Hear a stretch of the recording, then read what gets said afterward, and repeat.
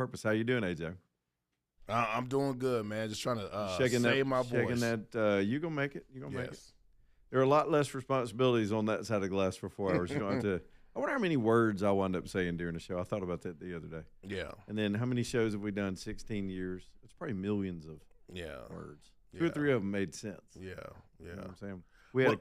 Go ahead. No, I was gonna say because like even though I do the show, I don't do as much talking, but then I still got Breaking Bread, and then I still got my Sunday show. I'm off the next 2 days, so You gotta go record that. Yeah, I got to try to. Well, you know what? I may do that on my way back. Like I'm not even gonna try to stress myself out. It's a lot going on. Yeah, it's a lot. See if you can recover. It lasted for me for about 2 weeks. Nah, I can't have it 2 2 weeks. weeks. How long you been? Like 5 or 6 days. It really started bothering me yesterday. Yep. So, All but right. I've been taking my medicine and all that stuff, and drinking. I'll take my it easy immune on you stuff. today. So Just no, it's good. I'm chill, good. man. Just chill. I don't feel sick. I just feel raspy. Like, Yeah, it's just something. I'm getting those reports. If a lot of people out there nodding their heads, it's just like this cruddy feeling. You're a little bit run down, but it's not like you're getting kicked in the face with the flu. Everybody's not running, getting a COVID test nowadays every time we talk. Okay, real quick, let's get kind of teed up. Trump is live right now in the White House. It's a business leaders kind of roundtable, and I've noticed it looks like he's in the cabinet room, and I noticed he's handed off something to a couple of his guys. So we're not going to dip into it live just now because really what I'm concerned about or interested in is the situation with Venezuela when they get to Q&A. And let me just get y'all teed up with a couple of the more recent developments in the news as we get cranked up on this Wednesday.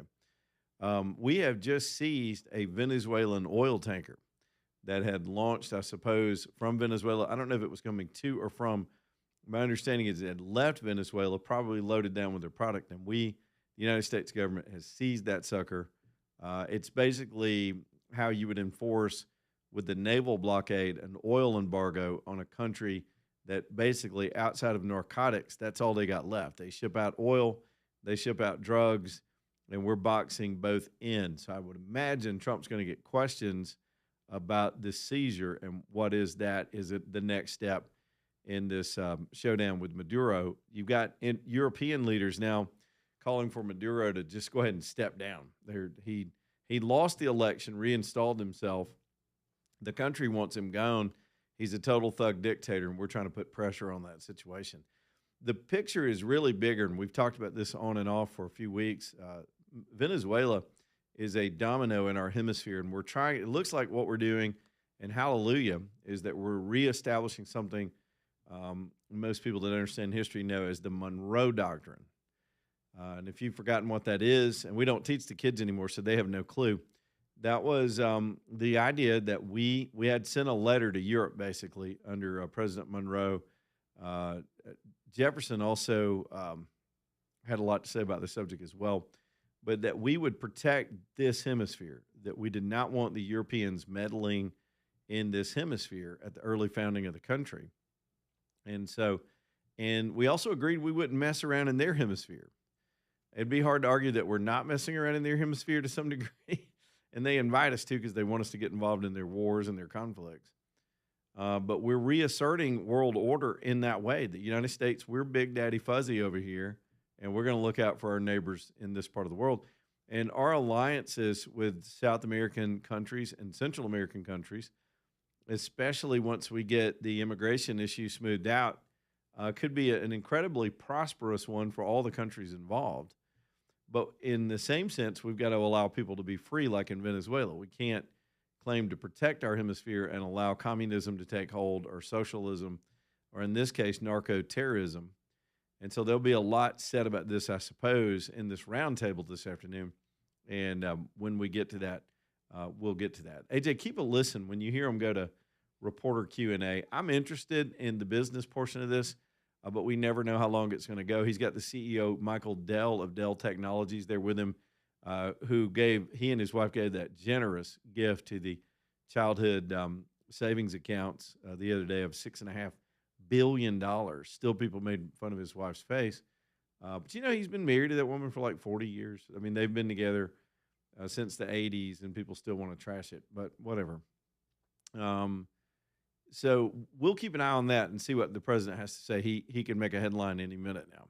The Venezuelan situation still heating up as we head into Christmas.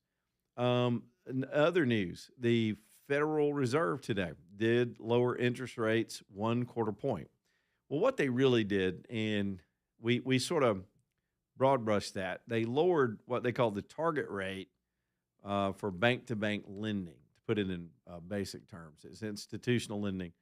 So, in other words, when a bank goes and borrows money at 3.5%, because we lowered it to 3.5, then they take it in order to loan it to you for the bank to make money off putting together these mortgage transactions and other lending as well. They put their markup on the money. So if you're a bank, you go get money at 3.5% from a larger institution or that supposedly mythologically held in the Federal Reserve. You get your money at 3.5, and you go lend it at 5.5. You've made 2% off money that you borrowed, right? That's how lending works. So the rate we pay is always the markup the banks and the lenders will charge for the work they do, and they've got a right to do that. They do a lot of work to comply with lending laws and package the loans into valuable documents and give us access. That's where the competition is between banks. But they don't have a whole lot of room to fool around. So, from lender to lender, you're going to get similar rates. It's more about the process of working with them and getting things done. It's the relationships and all that comes into play in a lot of ways. So, but anyway, Trump's been leaning on the Fed. There were some more aggressive people that wanted them to drop it a 0.5 point. I would have loved that myself. But a 1/4 point's better than nothing. It's the third 1/4 point move this year. And we're heading in the right direction incrementally. And at some point, Jerome Powell's out of the way, and we can get a more logical drawdown. The problem for the Fed is Powell waited to start making these drops. If he had begun earlier in the year, we could have already had another 0.5% perhaps over the year. They're not going to do a bunch at once. They're not going to make a drastic move at once unless Joe Biden's in the White House and he's a vegetable on life support and his campaign sucks and they throw him off the ticket and they put a word salad lady on. Then suddenly Jerome Powell decides he wants to drop interest rates by a 0.5 point in one move. But since then, he's forgotten all about the ability to do that. Just letting you know, he's totally political. Speaking of word salad, I just saw this come across. Kamala Harris is coming back to Alabama. Is she still trying to sell that damn book? She's doing an event down in Montgomery this time. A conversation with Kamala Harris. Y'all enjoy that if you want to go and enjoy that. Do they really have conversations and take letters like audience questions, or does she just sit there and cackle with whoever the paid interviewer is? Whatever. Have fun. She's off there still trying to stay relevant after her tenure. Okay, that kind of gets us set up with most of the news today. I do have something. I want to get into this concept of banning technology for children. I mean, banning it, social media, really. I got some trepidation about that. I totally support the concept behind it, and we're all in on it. Our Senator Katie Britt's been out front on it all day today on doing media hits. Congress is looking at it. What happened, what prompted it, one of our callers brought this up the other day, is Australia has moved to ban tech as a country for children under 13. And a lot of parents are applauding that. And I am with them in spirit in terms of, man, kids don't need to be doing tech at all. Their brains aren't developed. Some people believe as late as 16, they just shouldn't have it in their hands. But there's another side of me that's real wary about this stuff. So you've got Marsha Blackburn, and they've put a lot of the women in the Senate forward on this, I suppose, to telegraph the issue to moms. And you got a lot of parents that are applauding it and saying, yes, please God, make it illegal so I can get my kid to get off the tech. Here's the thing. Let me be just a little bit old school on you for a minute. You're their parent. Get them off the tech. You don't need the federal government to help you parent your kids. And that's where, and I know it's hard. I've seen it firsthand. But you got to step up and be the parent. We need better parenting. And you can't pass enough laws to make parents be better parents in this society. But we keep pretending to be the heroes and step in. And, Australia also had a gun ban. So that's their mentality down there. They just went and confiscated all the weapons. So I'm not so sure that's the solution. I'm not opposed. Again, I'm not opposed to the concept of it, but I don't know that the federal government can make this work. If parents are too afraid of their own kids, um, to step up anyway in their lives, or you got kids drifting around here. Parents are not doing a lot of things for them. Their kids are exposed to porn. Their kids are exposed to drugs and alcohol in the real world, in addition to the internet itself. And parenting's hard, man. It's harder. My kids have kids now, and I can't imagine. We just had a newborn. He's about a month old. Going to see him this weekend, and I can't imagine what they'll be dealing with in, say, 10, 15 years when he's a preteen, how technology will change. AI will have taken over the world by then. What will his life be like? I think about these things as a grandparent. Will we even have a country left? I'm serious, very serious. I think about that almost daily. Will the vestiges of what we tried to start with this country, will it even be there? Or will the bad guys take over again and continue to wreck it like the stuff we're finding out now with all the frauds and scams and money flow and stuff that they've done to really damage this country? Is there enough time left to undo all that damage and restore what made us vital? I don't know. I don't know. We're on the precipice of a big turnaround, but we're a gigantic battleship, and that thing doesn't spin. That thing doesn't flip around like a little car. You have to make a big, wide turn and head in the other direction as fast as you can. And we're still making that turn right now as we speak. And that's why Trump has all these business leaders in there. He's fluffing their success, and good for him. But it's going to take a minute for this stuff to take root and people to be able to feel it. But this social media question is absolutely fascinating. I think it's a good issue for our time. So, in fact, we've already started getting calls on it. We'll just talk about it for a minute. I got a couple of minutes before the break. We'll start with Joe in Coleman. What's up, Joe?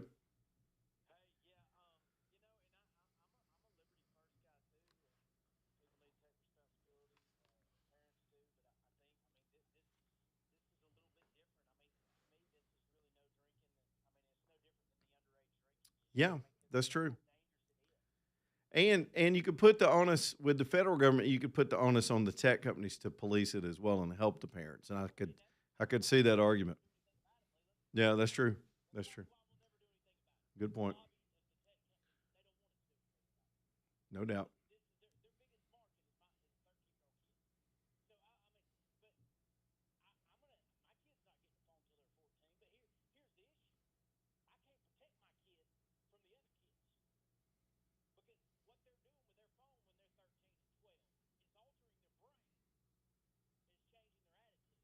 Mm-hmm.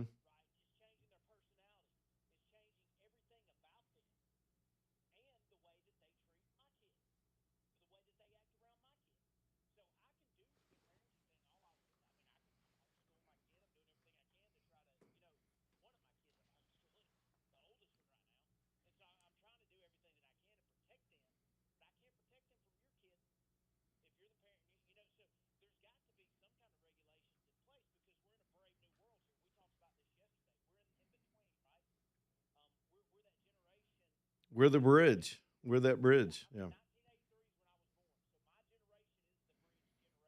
Yep.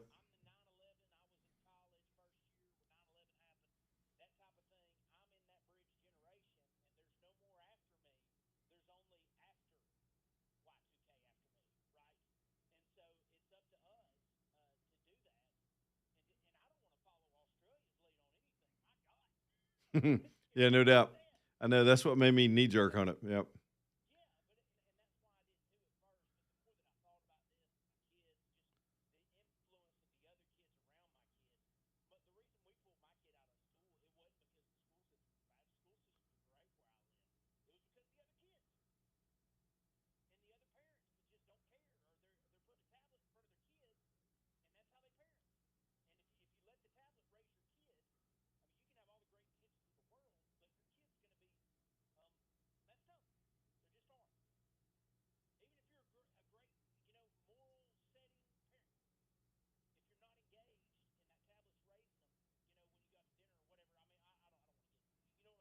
Yeah.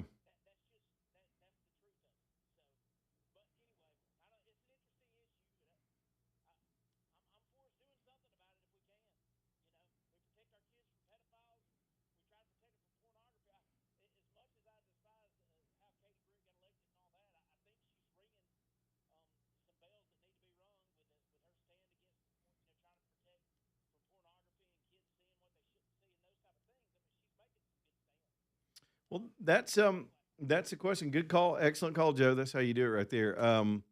That's the provocative question. I mean, are we all on the same page on this? How do you put guardrails in and still be the country we've been? What kind of Pandora's box is this opening up? But I'll tell you, we have a fire alarm going off in this country right now. Even with adults, I was listening to an analyst today talk about it. They're starting to call it brain rot.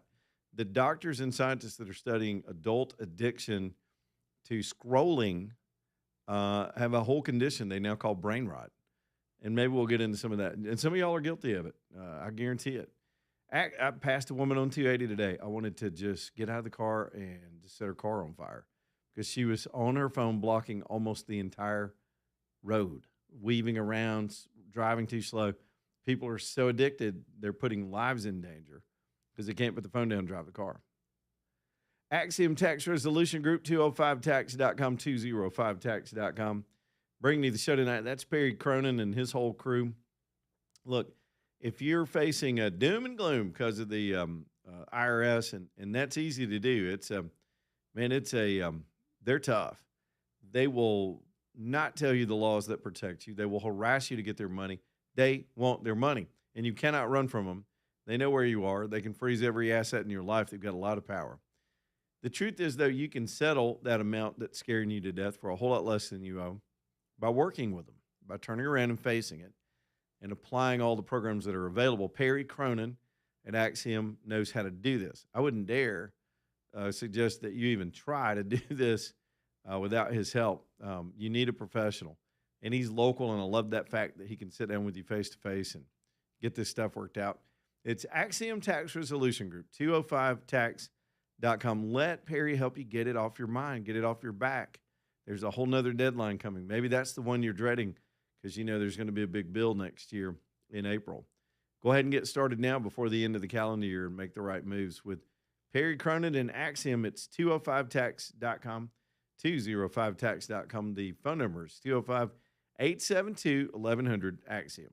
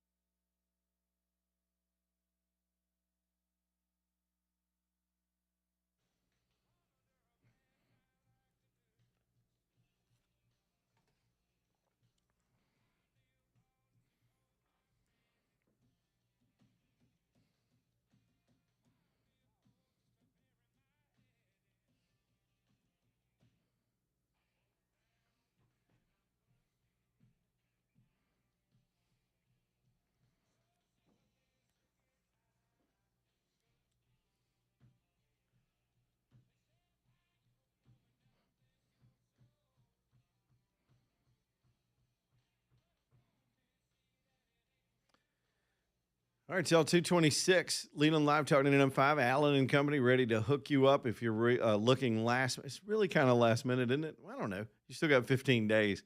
But if you're still trying to fill that list out looking for something beautiful, they've got a store full of it. One-of-a-kind pieces that are custom created by Allen. I don't know if you still have time to get something made or redesigned, but that's a pretty good window, 10 or 15 days.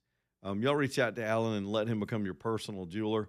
This is what those folks do day in and day out, is really give you that personal touch on your beautiful things and your nice things, your sentimental things.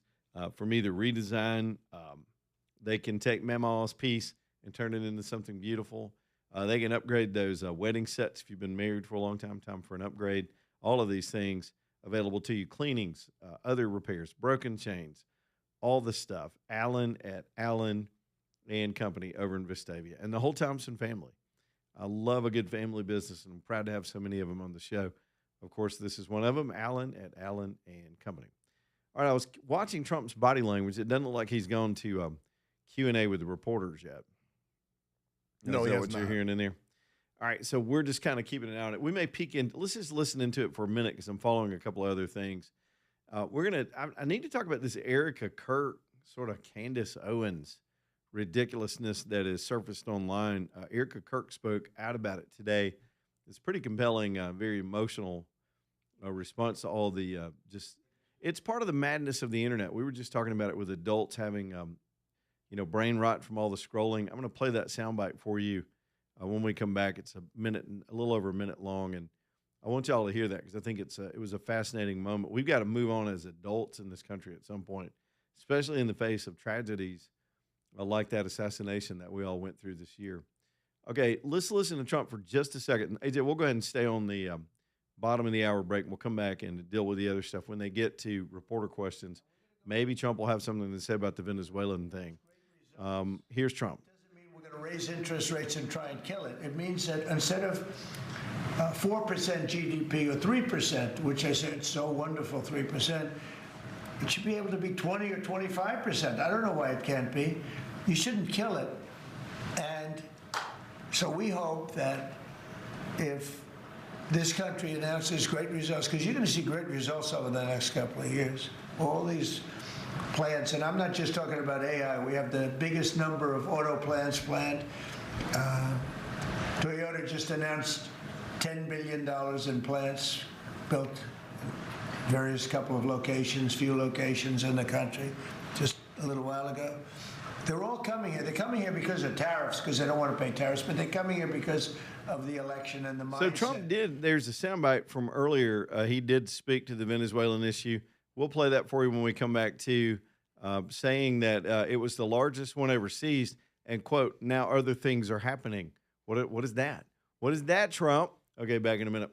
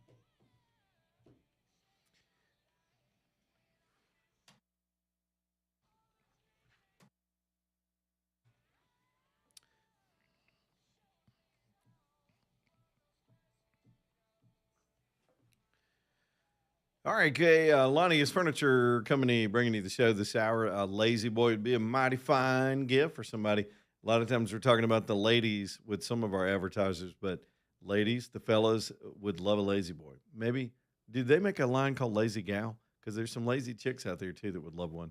Get a pair of them. Trick out your movie room. Um, Add comfort to your space as we all go inside to hibernate during the winter and get some incredible prices.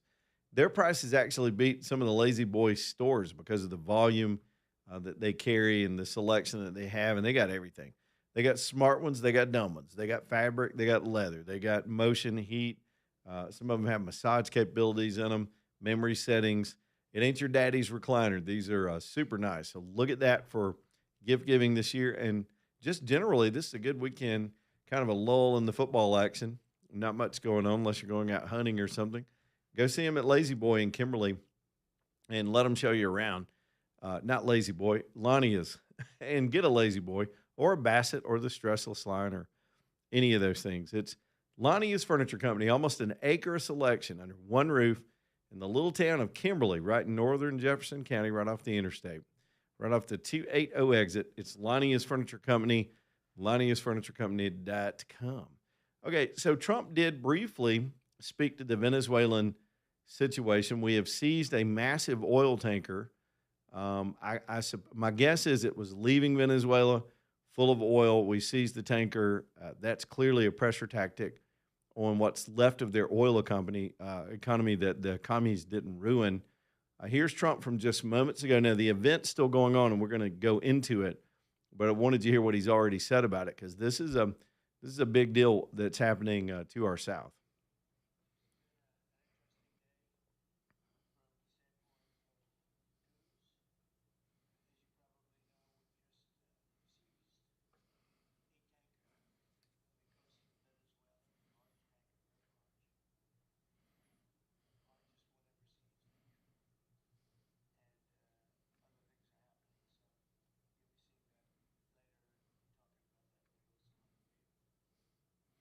That was interesting. It was the last part that got my attention. He said, we'll be doing more things and you'll be hearing about that later with some other people. Do you know what that sounds like? What does it sound like to you?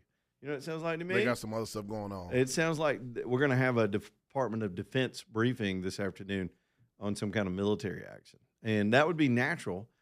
If it was the United States Navy that did the seizure, they're going to call probably with Pete Hegseth and call a news conference, or over at state, could be the State Department as well. So there could be some eventful news this afternoon. You'll want to be paying attention. So I'm waiting to see how Trump responds to a little more spontaneity. He's back to his roundtable, and I'm going to let him keep doing that for a minute, AJ. I just know that kind of drone zone where they are discussing the economy with these business leaders that are talking about the things that are coming up this year. It's all pretty fascinating, but it can get long and tedious. Trump is notorious for having these super long meetings.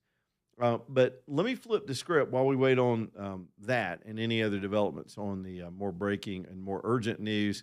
Let me throw this ridiculousness about the Candace Owens stuff back in there. Y'all know who she is. A lot of you have followed her online. She's among the many thought leaders that I've paid attention to over the years that I've become extremely disappointed in.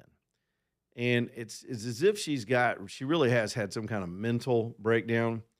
And it's not unlike what we see with some of the people that run for political office and get addicted to the attention that they get on the internet.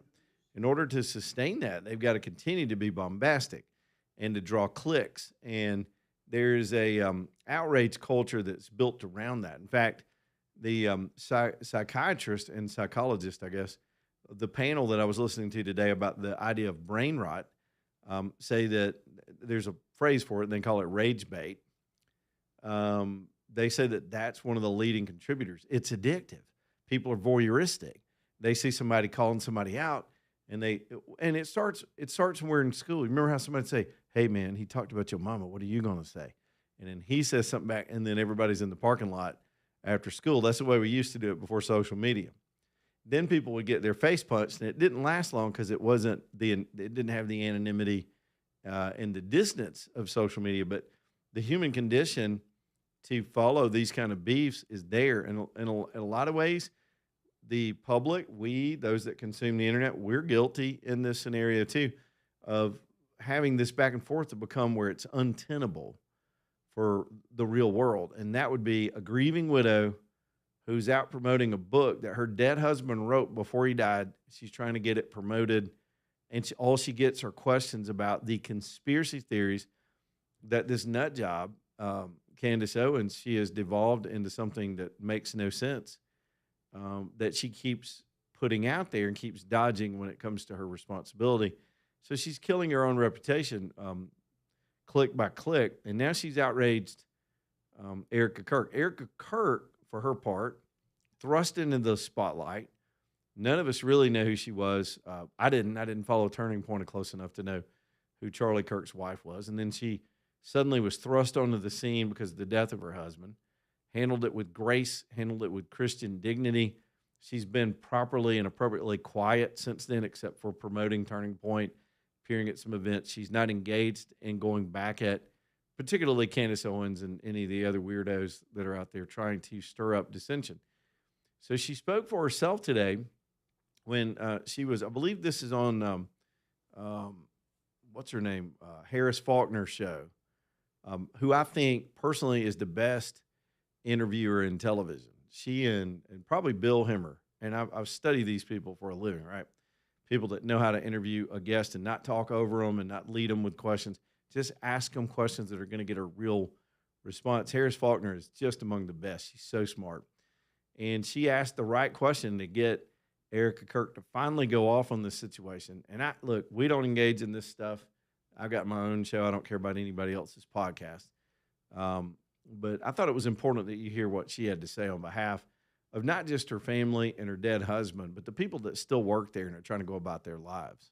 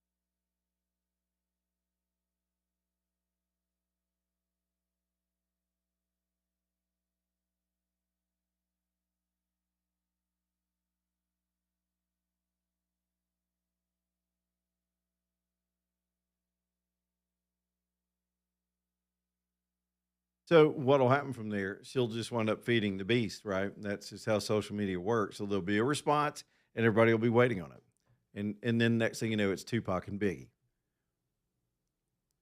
All right, so quick break. We'll come back in a minute, and we're keeping an eye on this Trump thing. We'll let you know if anything develops from it. Going to be an interesting news afternoon if we're suddenly going to war. Who knows? Alabama Dental bringing you the show tonight. AlabamaDental.com. I don't know what your schedule's like. If you're like me, it's just nuts between travel and family and obligations and Christmas and the holidays. You're going from one end to the other. But go ahead and reach out to them now and get that dental appointment scheduled. To me, this goes in line with a lot of the things I'll do at the first of the year. I'll do all the checkups, all the screenings, the maintenance, like getting your teeth cleaned and checked. I usually do it. I try to do some of these things around my birthday, so I always remember, and they're good about letting me know every 6 months that it's time to come in. So y'all make them your dentist. With them, you're going to get an incredible amount of expertise with four professionals there with different dentists with different disciplines under their belt, so they can pass you from one to the other if you need special work for this or that. Then, of course, with your general maintenance and cleanings, they're open until 7 at night. They're open on Saturdays, and that convenience alone, just because with four dentists, they can stretch their hours out and give you some convenience for once in your life. And it's just a wonderful practice. Even the team around them, all the hygienists, the people out front, they're so friendly. They get that a lot of people hate coming to the dentist. They make it as pleasant as possible. So y'all go and see them, get your appointment, make them your dentist. My whole family goes there. AJ goes there. Dr. Brian's a great guy. I consider him a friend nowadays, and you will too, he and the whole team. It's alabamadental.com. Easy enough, right? Jot that down somewhere, put it in your list, and put that on your checklist of things to do in the new year. We're already talking about a new year. How about that? alabamadental.com.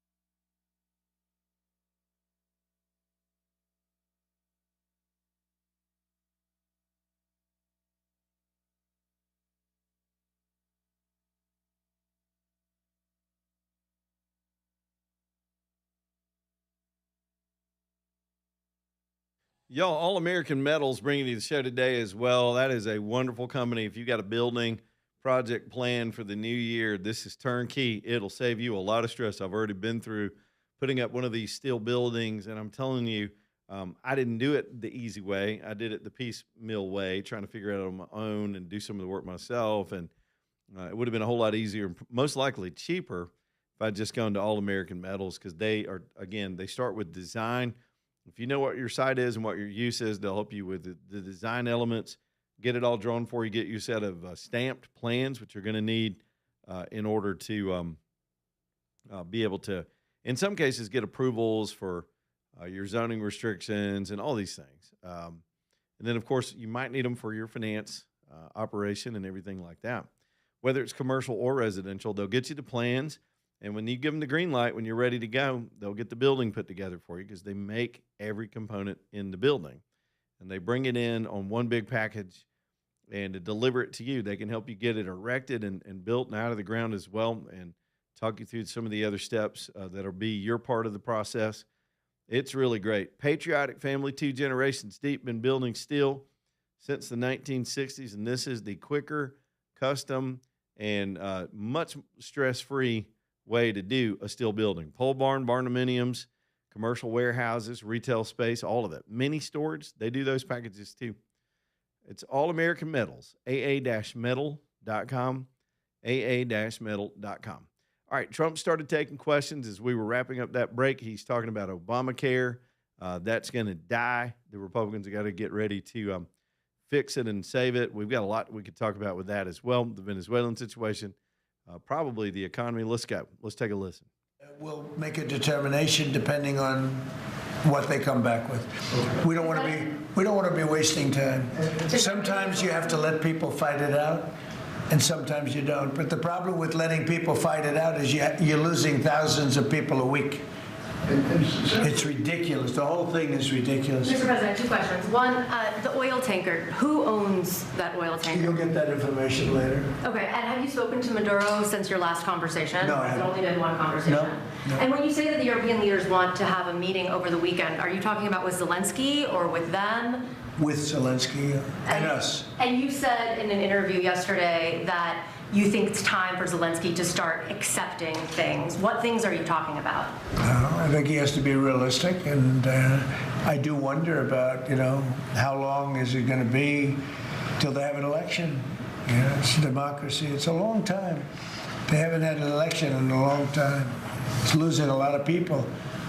And it's possible that the people, if you look at the polls, I will say 82%, there was a poll that came out, 82% of the people are demanding a settlement be made. Ukrainian people, they want to see a settlement be made. I understand that.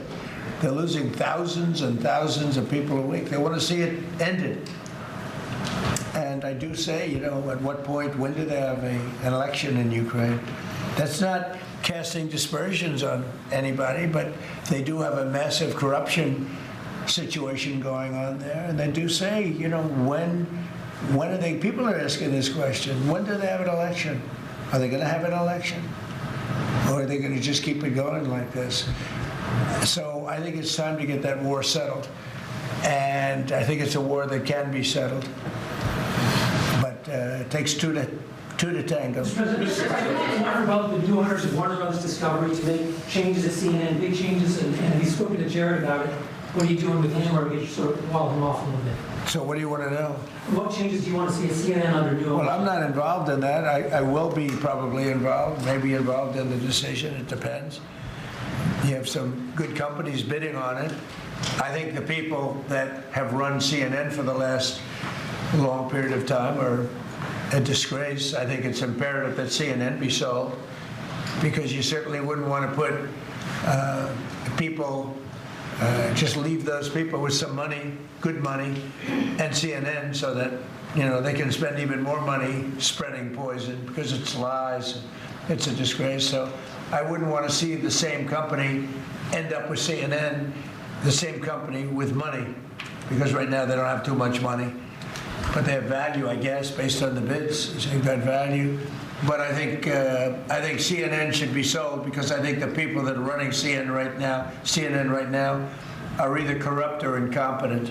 And that'll be a factor in the decision making, because we've got some. Well, in my mind, but I can be talked out of that by some very talented people that we have, antitrust people. But I just think that the people that have run CNN into the ground, by the way, nobody watches, very few people watch.